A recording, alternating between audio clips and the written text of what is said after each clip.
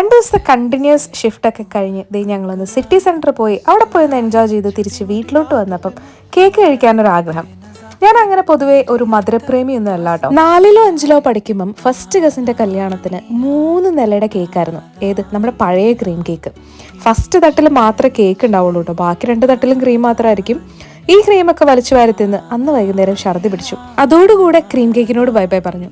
പിന്നെ ഞാൻ കേക്ക് കഴിച്ചു തുടങ്ങിയത് ഞങ്ങളുടെ കല്യാണം കഴിഞ്ഞതിന് ശേഷം, അതും സ്പഞ്ച് മാത്രം. പിന്നെ കേക്ക് ഉണ്ടാക്കാൻ തുടങ്ങിയപ്പോൾ അതിനോടുള്ള ഇഷ്ടം കൂടി. പക്ഷെ കേക്ക് ഉണ്ടാക്കുമ്പം അത് കഴിച്ചു തീർക്കാനുള്ള ആൾക്കാർ വീട്ടിലില്ലാത്ത കാരണം കൊണ്ട് ആദ്യം ഞാനൊരു മഗ് കേക്ക് ഉണ്ടാക്കിയാലോ എന്ന് വിചാരിച്ചു. പക്ഷെ അത് ഒരാൾക്കുള്ളതേ ഉള്ളൂ. പിന്നെ ഞാൻ ആലോചിച്ച് പിടിച്ചൊരു ബൗൾ കേക്ക് ഉണ്ടാക്കിയാലോ എന്ന് വിചാരിച്ചു. അതാവുമ്പം അത്യാവശ്യത്തിന് ഒരു 2-3 പേർക്ക് കഴിക്കുകയും ചെയ്യാം, നമ്മുടെ കൊതി മാറില്ല. അതാണല്ലോ വേണ്ടത്, എങ്കിലല്ലേ നമ്മൾ പിന്നെ ഉണ്ടാക്കുള്ളൂ. അപ്പം സിമ്പിൾ ആയിട്ട് 3 മിനിറ്റിൽ ഉണ്ടാക്കാവുന്ന ഒരു കേക്കാണ് കേട്ടോ ഇത്. എന്റെ ഡെക്കറേഷൻ കണ്ടറിഞ്ഞ് ഞെട്ടല് കേട്ടോ. അപ്പം ഇൻഗ്രീഡിയൻസ് ഞാൻ കോമന്റ് ബോക്സിൽ പിൻ ചെയ്യാം.